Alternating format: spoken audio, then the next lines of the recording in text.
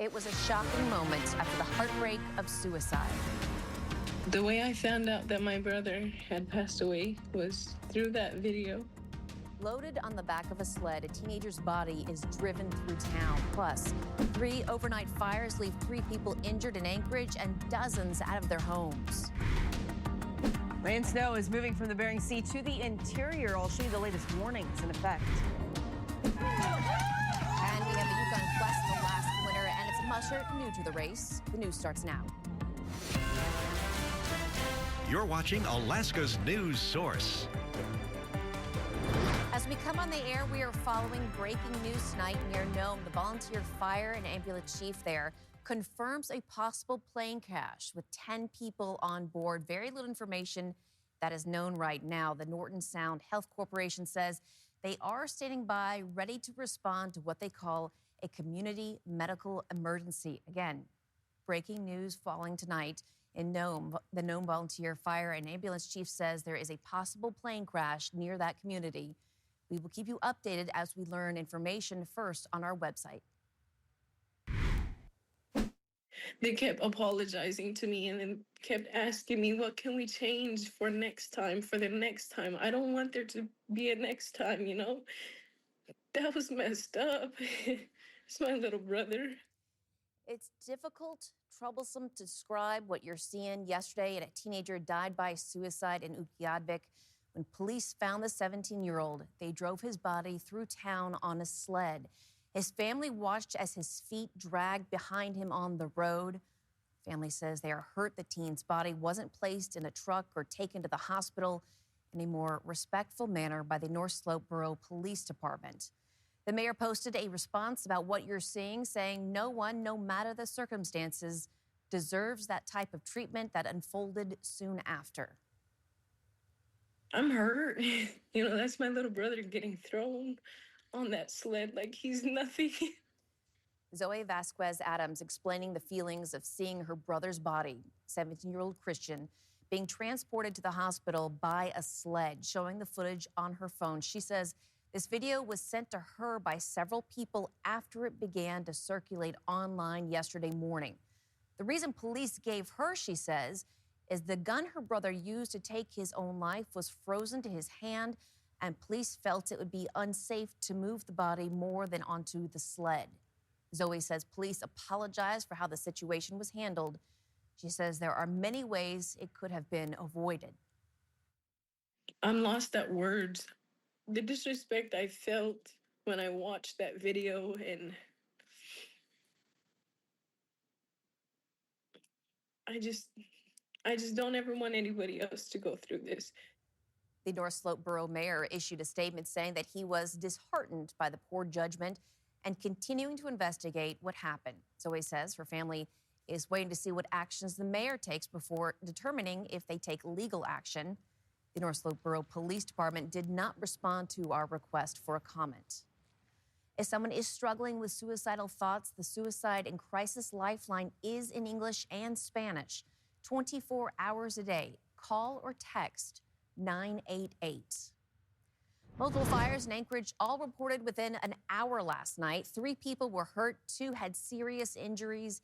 AFD says firefighters driving past a car wash near Tudor and Old Seward reported one fire just after 10.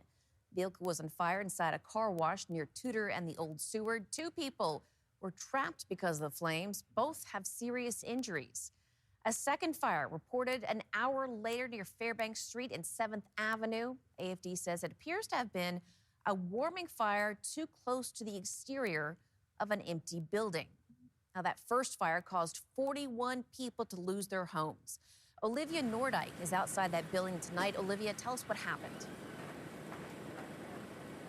Yeah, Rebecca, AFD tells me when firefighters arrived to the apartment building that I'm standing in front of right now, they realized the fire was spreading rapidly into the building, causing them to raise a second alarm, meaning more help and more units responding. Now, I'm told that the fire was started by what they believe to be misused smoking materials, but AFD has not been able to tell me what that means as of right now. So While 2 people involved with the car wash fire and 1 resident of the apartment building were injured, there are no fatalities as a result of any of the fires. It is not uncommon for us to have a lot of incidents within the city at once. However, it is uncommon for us to have 3 working fires within an hour. Most of these fires take a lot of units and a lot of hands. This one specifically because it went to a second alarm, meaning that it took about twice the normal resources needed in the city. Now, according to Alex Boyd, the assistant fire chief to AFD, who we just heard from, several residents who lost their homes in this fire have been displaced and are currently staying at the Red Cross. We'll check in with them later on the Late Edition.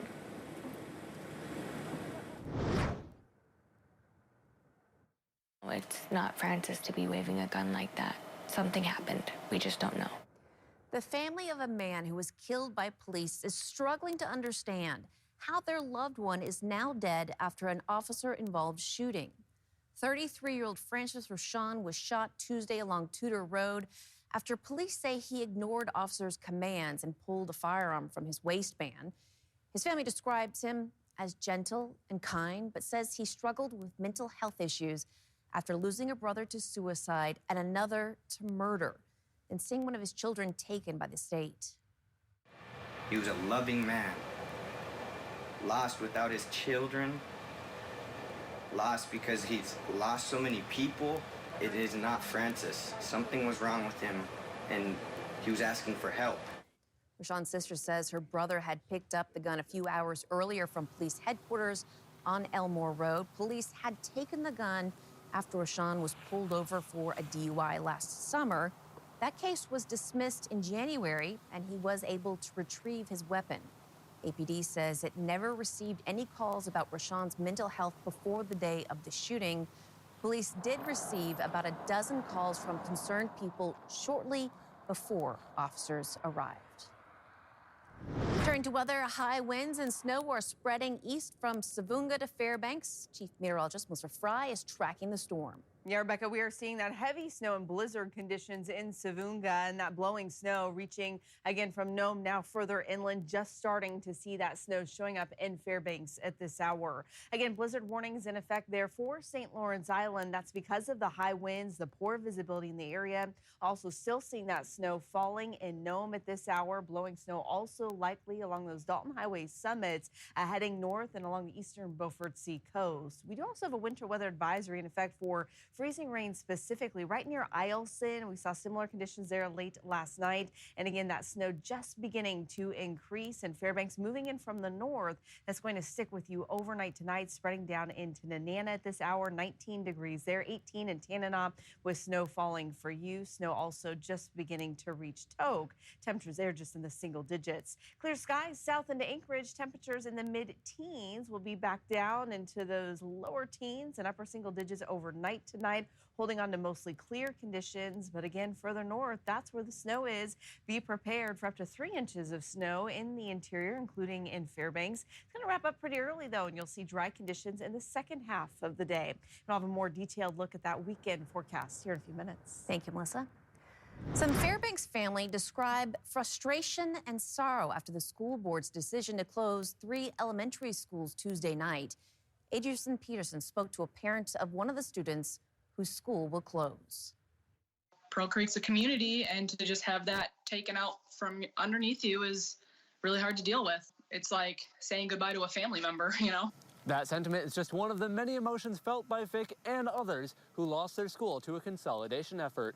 That effort being a necessity according to the school district, which faces a $16 million budget deficit. Pearl Creek, along with Midnight Sun and Two Rivers Elementary, were the 3 schools the Board of Education decided to close following a proposal from the school district to close 5 elementary schools.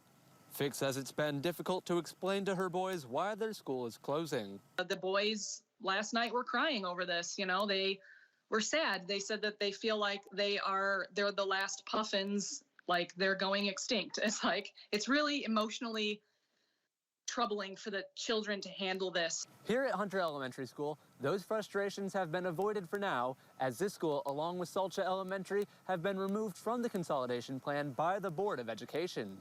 Whether or not they'll be closed next year remains to be seen, but the school district must now work on balancing a budget which still has a deficit of over $6 million. District leaders say those cuts will mostly come from staff and materials. Adrian Peterson, Alaska's news source. And the Anchorage School District again is facing a massive gap in their budget for next year. Georgina Fernandez tells us this has now been growing over the past 7 years. Since 2020, the Anchorage School District has seen its budget gap grow to a projected $107 million deficit for next school year. Now, we have already been seeing school closures, cuts in summer schools, as well as an increased fee for rentals and activities. And we're also expecting to see 2 school closures by the end of this school year, with more cuts like middle school sports, as well as special education programs like the School of the Deaf and Hard of Hearing. The superintendent blaming state funding, he says, has not kept up with inflation. So while the legislature has been kicking the can, the amount that inflation's impacted the district goes up. So today, that 5960 number, that's the base student allocation, that was worth $4,000 back in 2017. So that's why we're in this situation. Governor Dunleavy's team not responding to the superintendent, instead talking about a press conference last week where the governor rolled out a series of education bills. They include a one-time funding increase for neighborhood schools, while also increasing homeschool and charter school funding. Georgina Fernandez, Alaska's news source. Still ahead, we're live at the championships for state high school girls hockey. What is C gets a spot on the top. And a rookie in the Yukon Quest, Alaska has just won the 550. Find out who after the break. You're watching Alaska's news source. Yukon Quest Alaska has a new winner. John Thompson has the story. Hey, the 2025 Yukon Quest Alaska has a winner. Congratulations to musher Jeff Dieter, who was a Yukon Quest Alaska rookie. His wife says this is his first ever competitive race win.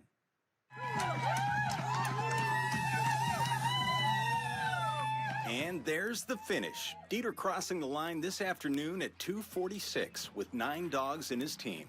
His wife, Katie Jo, told us that he started the race with 14 of his best dogs as a way to train for the Iditarod. He dropped 5 over the course of the race, but had an excellent run from chicken to the finish in toque, 11 hours and 31 minutes.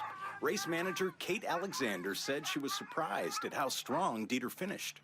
He was really happy and chipper. It didn't seem like the musher had just completed a 550-mile race. He was in really good spirits and positive and thinking clearly, and his team looked fantastic. Their tails wagging and smiles on their face. Dieter was first of the 6 mushers to cross the finish line. The race started with 8 teams, but Jason and Patrick Mackey scratched roughly mid-race. And again, congratulations to Jeff Dieter on his Yukon Quest Alaska win. Next up for Dieter, the Iditarod, which is set to start, the ceremonial start, on March 1st, downtown Anchorage. John Thompson, Alaska's news source. And here's that leaderboard as of about 6 p.m. Like we said, Jeff Dieter took first.